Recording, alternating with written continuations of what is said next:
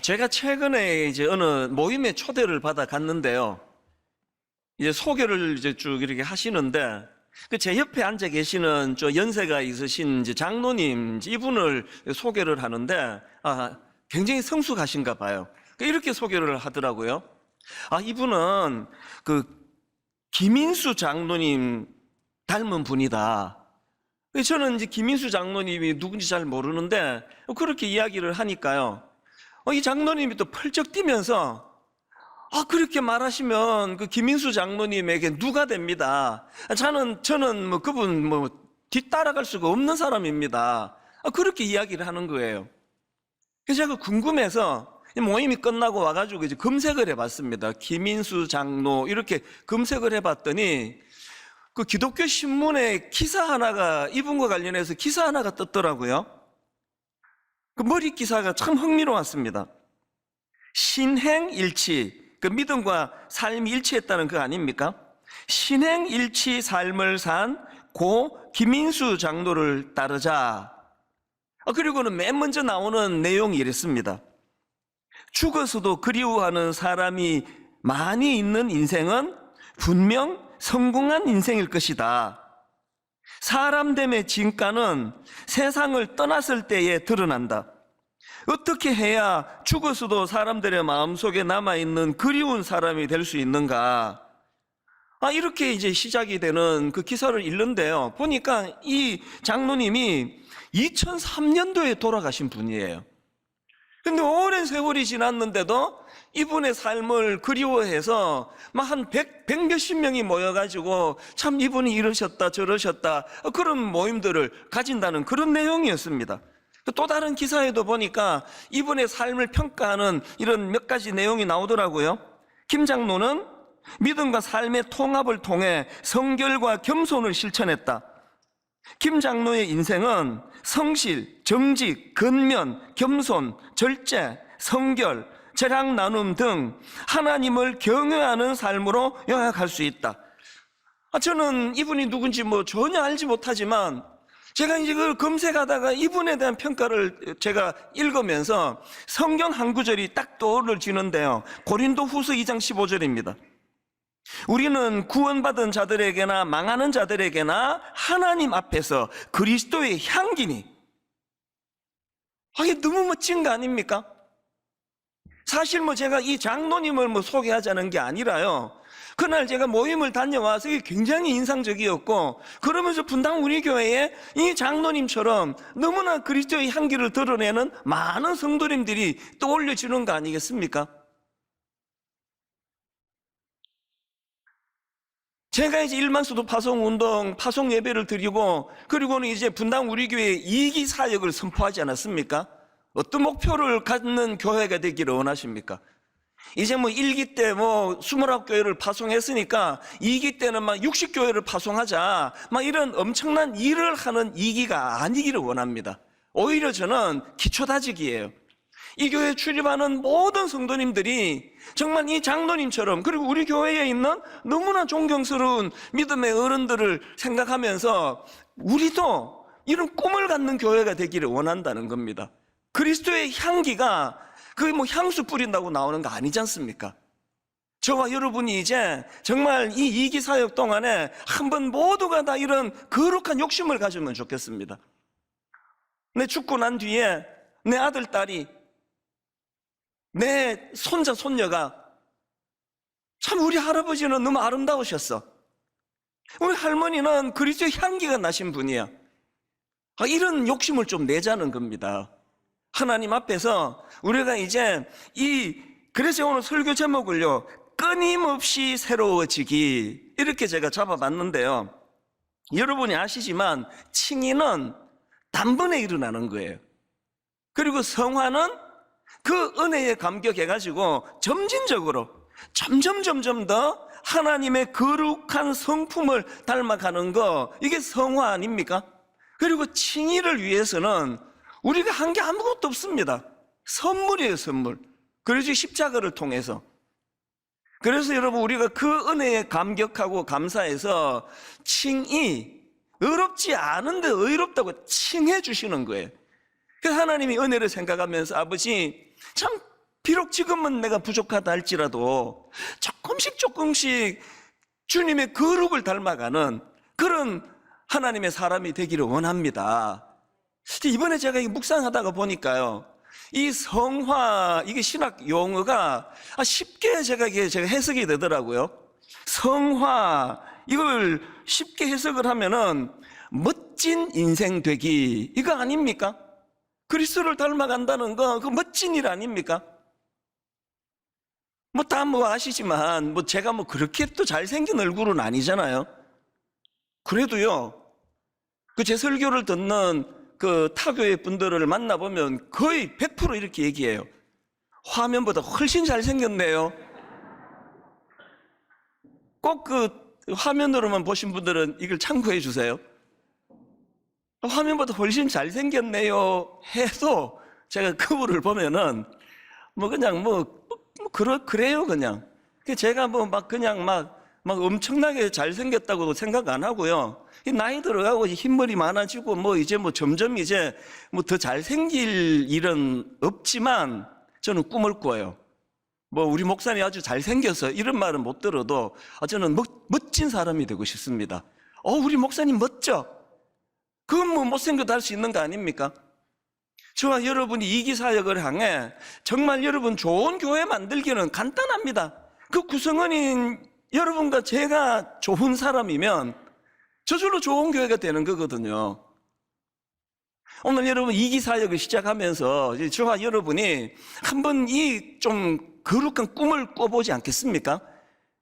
우리 교회 성도님들은 말씀을 들을 때 너무 깊이 묵상해서 표현은 안 하시는데 오늘은 좀 표현 좀 해보시면 좋겠습니다. 여러분 저와 함께 이기사역에 점점 더 멋진 인생, 이거 한번 꿈꾸지 않으시겠습니까? 이 꿈을 꾸면서 가자는 겁니다.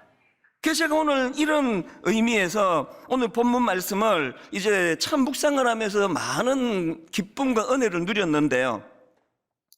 오늘 본문 골로새서 3장 10절입니다. 새 사람을 입었으니 이는 자기를 창조하신 이의 형상을 따라 지식에까지 새롭게 하심을 입은 자니라. 여기 나오는 새 사람은 바로 저와 여러분처럼 예수 그리스도로 인해서 거듭남을 경험한 그런 사람을 표현한 거 아닙니까? 예수 믿고 거듭난 우리가 새 사람이에요. 그런데 이 새 사람의 특징이 하나 나오는데요, 세 번역으로 보십시오. 새 사람을 입으십시오. 이 새 사람은 자기를 창조하신 분의 형상을 따라 끊임없이 새로워져서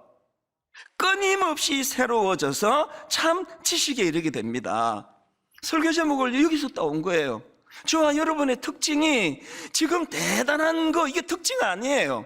우리의 특징은 끊임없이 새로워지는 겁니다. 지금 그렇게 멋있는 거를 드러내는 게 아니에요. 우리는 그리스도를 닮아가고자 하는 성화를 향한 꿈이 있기 때문에 저와 여러분은 세월이 가면 갈수록 더 멋지고 더 향기 나고 더 아름다워지는 인생, 이 꿈을 꾸자는 그 얘기거든요.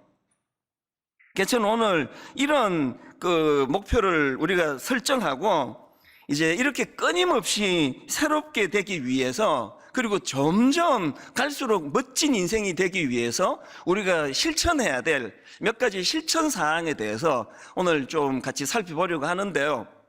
자, 끊임없이 새롭게 되기를 원하십니까? 첫째, 죄의 본성과 그 행위를 대적하며 싸워야 돼요.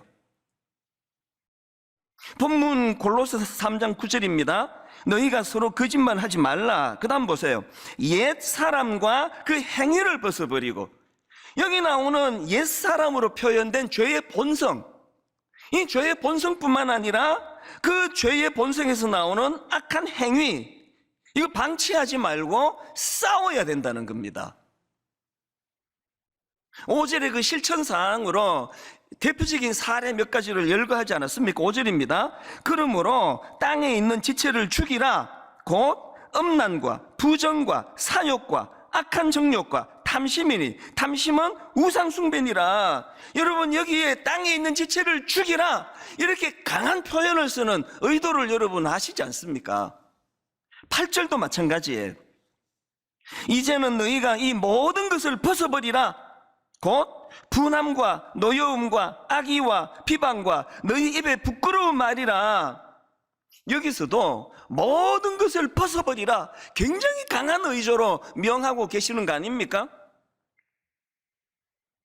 아까 제가 성화가 뭐라고 설명해 드렸습니까? 성화는 갈수록 멋진 인생이 되는 거예요. 그래서 제가 여러분 갈수록 멋진 인생 되기를 원하십니까? 했을 때 여러분 아멘 하셨다면요, 거기에 뭐가 포함되어 있습니까? 내 안에 있는 이 더러운 죄의 본성, 그리고 그 본성이 만들어내는 악한 행위, 이걸 내가 방치하지 않겠다, 이 결단이 포함되어 있는 선언 아닙니까? 지금 여러분 그 본성과 악한 열매들 한번 보십시오. 음란, 부정, 사욕, 악한 정욕, 탐심, 분함, 노여움, 악의, 비방, 입에 부끄러운 말, 그리고 구절에 나오는 거짓말, 이거 방치하고 멋진 인생이 되겠습니까? 여러분 이거 방치하고 아름다운 인생이 되겠습니까? 그 TV에 보면은 너무나 추하고 역겨운 인간들이 너무 많아요. 그 어린애들을 학대하고, 너무나 어린애들을 성추행하고, 뭐 하는 짓이냐고, 그게 얼마나 추하냐고요. 아름다운 인생이 되기를 원한다면 내 안에 이 꿈틀꿈틀거리는 이 죄의 본성, 그리고 그 죄의 본성이 만들어내는 너무나 이 악한 이것들을 방치하지 않고 끝까지 싸워야 된다는 겁니다. 그래서 여러분 베드로전서 5장 8절, 근신하라, 깨어라, 너희 대적마귀가 우는 사자같이 두루다니며 삼킬 자를 찾나니 너희는 믿음을 굳건하게 하여 그를 대적하라. 지금 마귀를 우는 사자라는 이미지로 표현하는 게 이게 뭘 의미하는 거예요? 만만치 않다는 겁니다. 만만치 않아요. 히브리서 12장 4절, 너희가 죄와 싸우되 아직 피 흘리기까지는 대항하지 아니하고. 지금 이 말씀에는 어떤 이미지를 가지고 썼겠습니까? 이 말씀이 쓰여지던 그 당시에 여러분 그 로마 원형 경기장에서 벌어지던 검투사들의 대결, 그 영화 같은 데도 뭐 한두 번 보셨을 텐데요, 검투사들의 그 원형 경기장에서 싸우면요 그냥 뭐 장난치듯 아니에요. 한 사람이 죽는 거예요. 내가 죽거나 저 사람을 죽이거나. 죄와 싸울 때, 유혹이 올 때 그냥 나 유혹하지 마, 그러지 마, 좀 가줄래? 사단? 이래갖고 되는 게 아니에요. 싸워야 돼요. 피 흘리기까지 싸워야 돼요. 거기에 내가 비참하게 무너지거나 내가 그를 묶거나, 이 비장한 각오를 가지고 내 안에 저급한 욕구, 본능과 계속 싸워나가는 그 사람이 점점 멋있는 인생이 된다는 거 아닙니까? 디모데전서 6장 11절, 오직 너 하나님의 사람아 이것들을 피하고 의와 경건과 믿음과 사랑과 인내와 온유를 따르며 믿음의 선한 싸움을 싸우라. 성경은요, 여기가 지금 여러분 유람선에 구경 오신 거 아니에요. 교회는요 싸우는 것이에요. 교회는 막 피 흘리기까지 막 처절하게 싸우는 것이에요. 오늘 은혜 받고 나면요, 내일 아침에 일어나서 출근하기 전에 비장한 출정식을 선포하고 회사 출근해야 돼요. 하나님, 오늘도 얼마나 많은 유혹이 나를 기다리고 있는데 아버지 정말 추해주고 싶지 않습니다. 전 정말 그렇게 기도해요. 아버지, 난 정말 추해주고 싶지 않습니다. 싸우기 원합니다. 우는 사자와 같이 저를 추한 웅덩이로 빠뜨리려는 공격 앞에 비굴해지지 않기 원합니다. 강단에서 이렇게 그냥 거룩한 척하고 설교해놓고 아무도 보는 사람 없는데 구석에 가가지고 엄란한 짓거리를 하고 있으면요, 그건 내가 나 자신을 못 견디게 용납할 수 없는 거 아닙니까? 여러분 안 그러세요? 막 안내하고 광고 주보 나눠드리고 주차 봉사할 때 막 모든 사람이 저 집사님은 막 광채가 난다, 얼굴 봐, 그렇게 그러는데 아무도 보는 데 없는 구석에 가서 그런 음란한 이런 기웃기웃거리는 일이 여러분 스스로가 허용이 안 되시는 그거, 이게 싸우는 거예요. 피 흘리기까지. 그 존 오웬이 쓴 내 안의 죄 죽이기, 이런 제목의 책이 있는데요, 최근에 제가 이 책 소개글을 보다가 구호 하나를, 너무나 멋진 구호 하나를 발견했습니다. 죄의 속박에서 벗어나 거룩한 삶을 열망하라.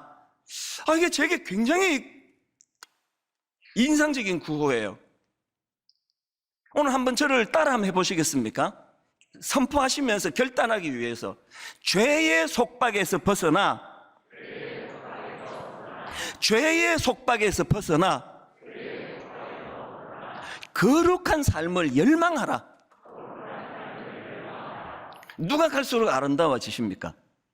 이 거룩한 삶을 열망하는 사람이 세월이 갈수록 저나 여러분을 점점 피부가 좋아지고 없는 있는 주름살도 없애주고 이렇게는 안 됩니다. 그거 육신의 세포는 노화돼 가고 육신의 아름다움은 점점 사라져 갈지 몰라도요, 나이 들어갈수록 멋진 인생, 향기 나는 인생. 어떤 사람이 그렇다고요? 거룩한 삶을 열망하는 사람. 그런가 하면 두 번째로 끊임없이 새롭게 되기 위하여 두 번째 실천 사항이 있는데요, 그리스도의 영향력 아래 놓이기. 그리스도의 영향력 아래 놓여라. 여러분, 우리가 멋진 삶 살고 싶다고요, 그냥 맨 땅에다 헤딩하듯이 그냥 우격다짐으로 안 됩니다. 여기에 중요한 원리와 원칙이 있는데요, 오늘 본문 10절입니다. 새 사람을 입었으니 이는 자기를 창조하신 이의 형상을 따라. 여러분, 자기를 창조하신 이의 형상, 이게 이제 예수 그리스도를 표현하는 거거든요. 누가 날마다 새로워지느냐고요? 이는 자기를 창조하신 이의 형상을 따라 지식에까지 새롭게 하심을 입은 자니라. 예수 그리스도의 영향력 아래 있는 그 사람이 갈수록 새로워진다는 그 말씀을 지금 10절에서 하고 있는 거거든요. 제가 이번에 이 말씀을 이제 묵상을 하면서요, 골로새서가 그렇게 길지 않으니까 이 전체의 흐름과 맥락을 파악하려고 제가 연구를 좀 하면서 참 은혜를 많이 받았는데요, 여러분이 골로새서 말씀 전체의 가장 중요한 핵심 구절을 말하라 그런다면 골로새서 2장 6절 7절입니다. 자, 세 번역을 한번 보십시오. 그러므로 여러분이 그리스도 예수를 주님으로 받아들였으니 그분 안에서 살아가십시오.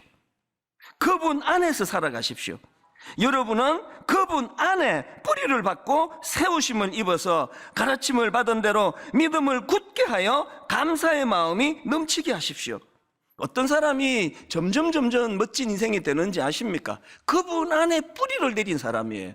어떤 사람이 갈수록 멋져지느냐고요? 그분 안에서 살아가는 사람이에요. 히브리서 12장 1절도 보십시오.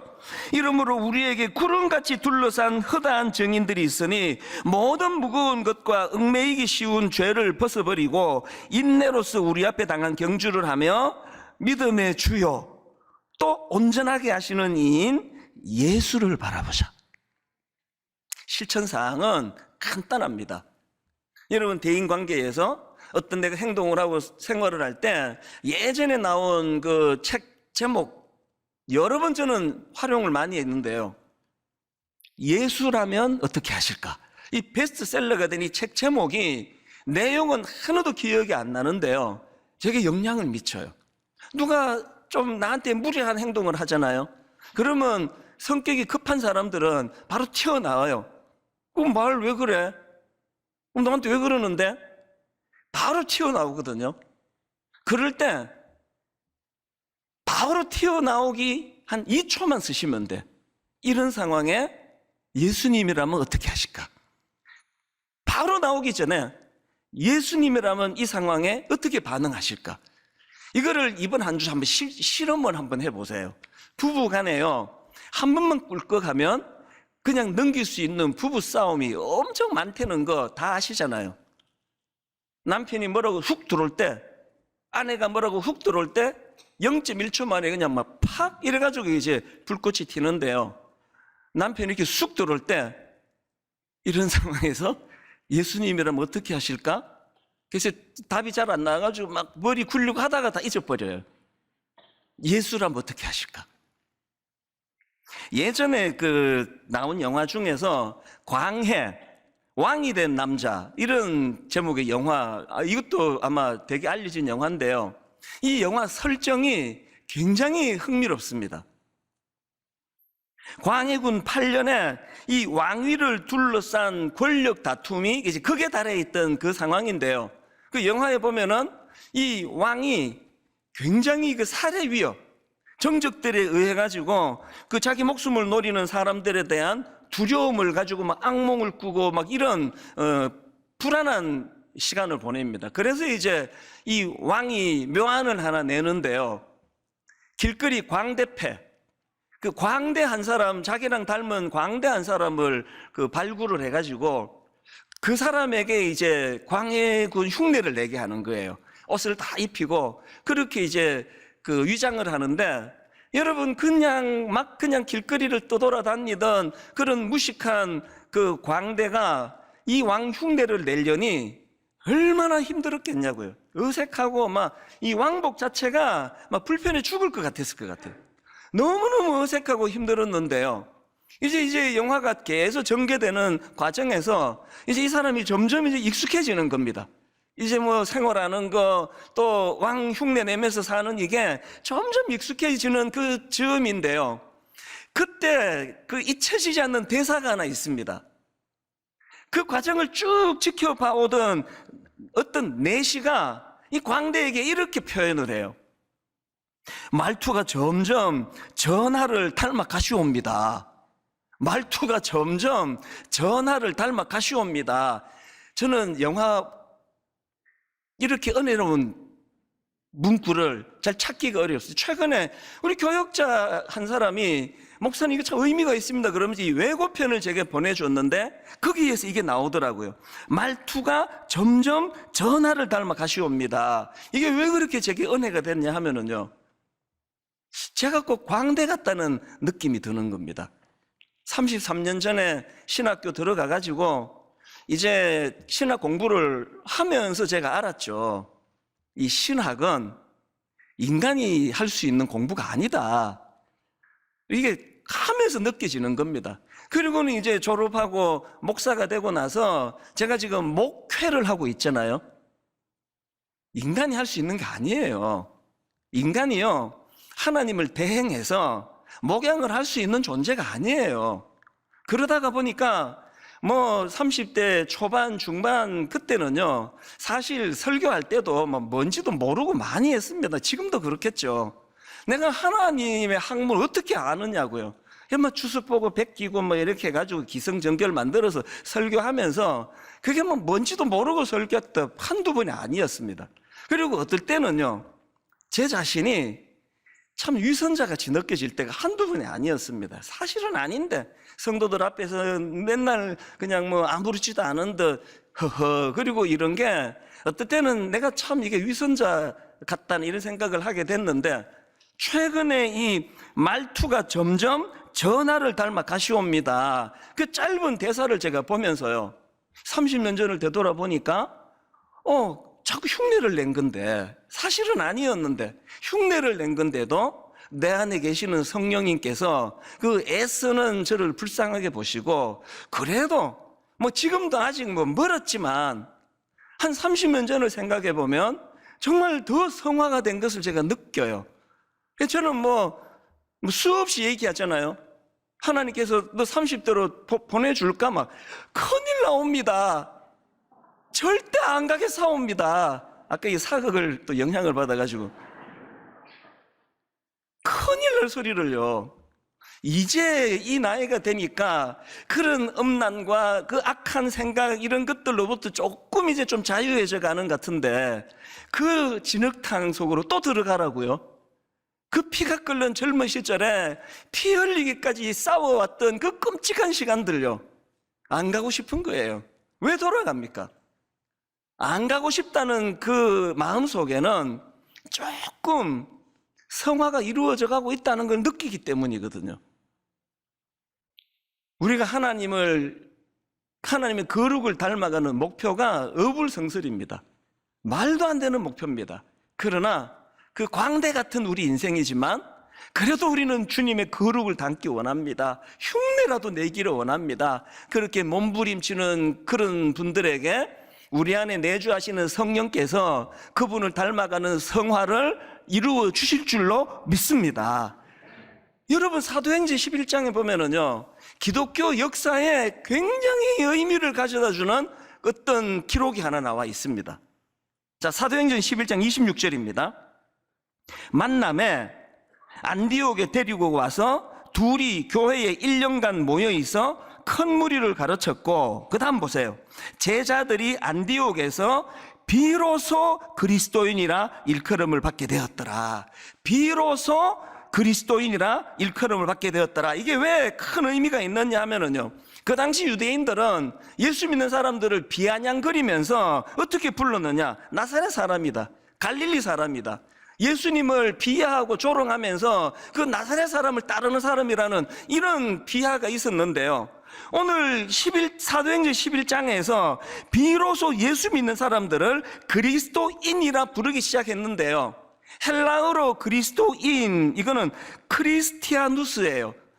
영어로 크리찬 그러잖아요. 예수 믿는 사람은 크리찬이라 그러는데 이 헬라어에서 파생된 단어입니다. 그런데 중요한 게 뭐냐? 이 크리스티아누스라는 이 단어의 뜻은요, 그리스도의 것, 이런 뜻이에요. 그리스도의 것이다. 교회 다닌다고 다 크리스찬 아닙니다. 여러분, 누가 물으면요, 나 그냥 교회 다녀요, 이렇게 얘기하세요. 나는 크리스찬입니다, 이렇게 말할 수 있다면, 조금만 의역해서 설명을 드리면, 나는 작은 예수입니다, 이 크리스찬이에요. 나는 그리스도를 닮은 자입니다, 난 그리스도의 것입니다, 나는 그리스도를 닮으려고 애쓰는 자입니다, 이 크리스찬이에요. 오늘 자꾸 따라해라 그래서 죄송하지만요, 이 목표를 삼기 위해서 이것도 한번 저를 따라 좀 선포해 보시면 좋겠습니다. 비로소 그리스도인이라 일컬음을 받게 되었더라. 여러분에게 비로소는 언제였습니까? 언제 여러분 인생에서 비로소가 구현이 됐습니까? 아직까지 구현 안 되신 분 계시나요? 괜찮습니다. 오늘부터 하자고요. 오늘부터 목표를 하자고요. 하나님, 내 인생에서 이 비로소를 허락해 주시기 원합니다. 목사 안수 받으면 비로소가 생깁니까? 아닙니다. 흉내 내는 거예요. 해보니까요, 믿음 하나도 없어도 자료 보고 뭐 이렇게 짜집게 해가지고 설교 얼마든지 할 수 있습니다. 목사 안수 받는 날이 비로소의 날이 아니라 나는 점점 멋진 인생이 되기를 원합니다. 그리스도를 닮아가기를 원합니다. 나는 성화를 꿈꿉니다. 그래서 여러분 주변 사람들한테 아까 그 어느 장로님 인용해 드렸던 것처럼 크리스찬, 작은 예수, 그리스도의 영향력 아래, 그분의 인도하심 아래 그렇게 이 꿈을 꾸어나가게 되시기를 바랍니다. 마지막 세 번째로요, 끊임없이 새롭게 되기 위하여 실천사항 하나 더 있습니다. 성숙한 공동체로 살아가라. 11절입니다. 거기에는 헬라인이나 유대인이나 할례파나 무할례파나 야만인이나 스구디아인이나 종이나 자유인이 차별이 있을 수 없나니. 여기 나오는 거기에는 이게 뭘 의미합니까? 거기에는 지금까지 쭉 살펴보았던 10절까지 말씀에서 거기에는 이건요, 이렇게 변화받은 사람들 사이에는 이거 아닙니까? 오늘 본문이 10절로 끝나지 않고 11절로 연결이 돼요. 엿새 동안 여러분들이 골방에서 말씀을 묵상하면서 여러분 스스로가 몸부림치는 거예요. 하나님, 좀 멋진 인생 되기 원합니다. 그리스도의 향기가 드러나기 원합니다. 그렇게 엿새 동안 각자가 꿈꾸다가 주일이 되면 11절로 건너가는 거예요. 거기에는 새롭게 변화받은 사람들 사이에는 특징이 뭐라고요? 차별이 있을 수 없나니. 여러분, 11절에 나오는 헬라인이나 유대인, 그 당시 선민의식에 빠져있던 유대인들은 그 이방 사람 헬라인에 대하여 저거 지옥의 불쏘시개 감으로 만든 것들이라고 그렇게 업신여기던 그런 사람들에 대한 차별이 없어지는 겁니다. 헬라파냐 헬라파나 무할레파나, 그 다음 야만인이나 스구디아인이나. 여기 나오는 스구디아인은요, 유목민들이에요. 중앙아시아에서 흑해 연안으로 이주한 유목민들을 가리키는 표현인데요, 이 스구디아인은 그 당시에 폭력적이고 야만적인 족속 취급을 받던 사람이래요. 그냥 우리도 어느 지역을 갖고 비아냥거리고 어느 성을 가지고 비아냥거리고 어떻게 생긴 얼굴을 가지고 이런 사람은 고집이 세다 그러고, 우리 나름대로 그 선입견을 갖고 있던 그 모든 것들이 우리가 그리스도가 내 안에 내주하시고 그리스도를 닮아가는 사람이 되면 어떤 사람으로 바뀐다고요?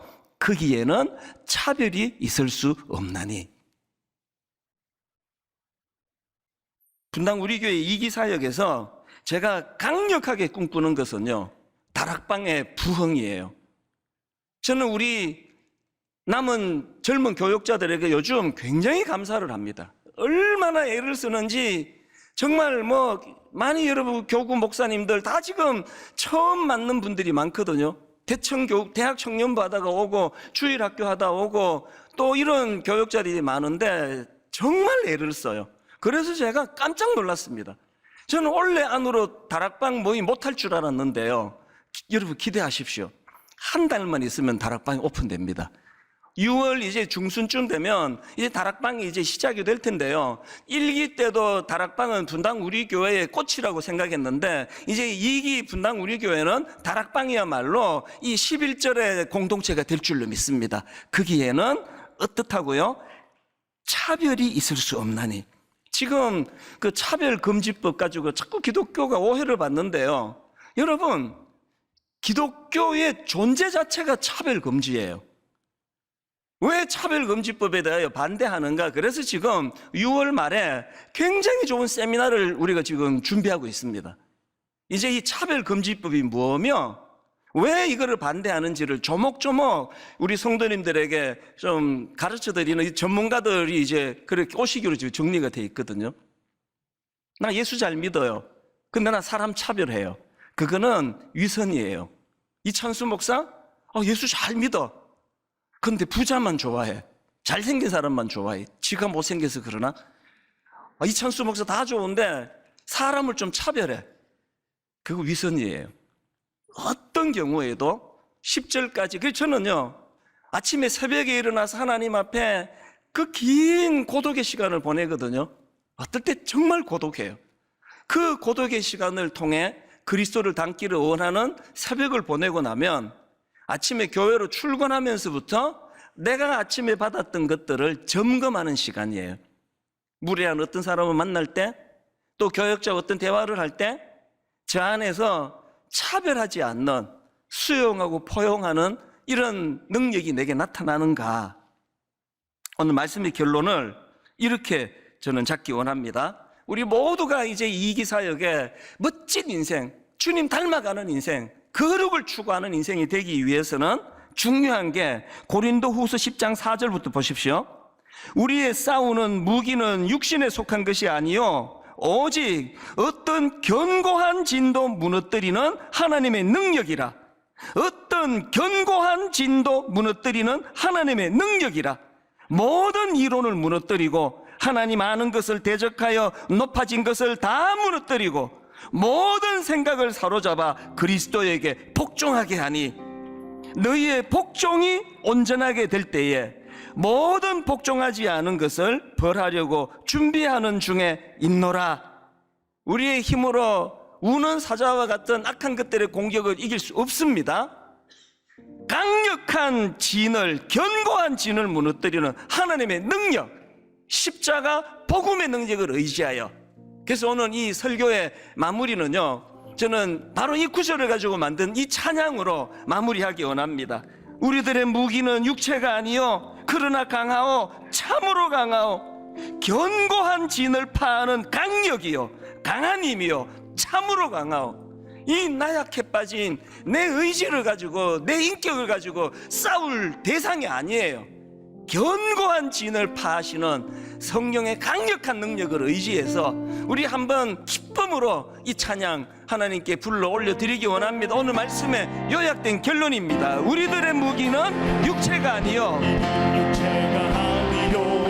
그러나 강하오, 참으로 육체가 아니요 우리들의 무기는 육체가 아니요 그러나 강하오 성령 안에서 성령 안에서 아멘. 견고한 진을 파하는 강력이요 강한 힘이요 참으로 강하오 견고한 진을 파하는 강력이요 강한 힘이요 성령 안에서. 자 여러분, 이제 이기사역을 정말 선포하며 방향을 잡는 중요한 날이거든요. 이 찬양을 어느 해 특세 때 부르는데요, 정말 젊은 사람 표현으로 빵 터뜨려 주셨어요. 이 찬양을 부르는데 막 제 안에서 회복이 일어나는 겁니다. 제 안에서 자신감이 생기고 제 안에서 활력이 생기고. 오늘 여러분 이 찬양 부르실 동안에 여러분 그 한마디 한마디 한번 액센트를 넣어가지고 그리고 마음으로 기도하세요. 하나님, 진짜 갈수록 멋진 인생 되고 싶습니다. 하나님, 내가 갈수록 아름다운 인생, 하나님 우리 자녀들이 보기에, 우리 자녀의 자녀들이 보기에 우리 엄마 멋져, 우리 아빠 참 멋진 분이야, 이 꿈을 우리가 꾸기를 원합니다. 그래서 여러분 한번 우리 손뼉 치면서 기쁨을 가지고 한마디 한마디 액센트를 넣어서 강한 성령의 역사를 우리가 꿈꾸며 찬양합니다. 우리들의 무기는 육체가 아니요 우리들의 무기는 육체가 아니요 그러나 강하오 참으로 강하오 우리들의 무기는 육체가 아니요 그러나 강하오 성령 안에서. 여러분 선포하십시오. 견고한 진을 파하는 강한 힘이요 참으로 강하오 견고한 진을 파하는 강한 힘이요 성령 안에서. 다시 한번. 우리들의 무기는 육체가 아니요 그러나 강하오 참으로 강하오 우리들의 무기는 육체가 아니요 그러나 강하오 성령 안에서. 선포합니다. 견고한 진을 파하는 강력이요 강한 힘이요 참으로 강하오 견고한 진을 파하는 강한 힘이요 성령 안에서. 한 번 더. 우리들의 무기는 육체가 아니요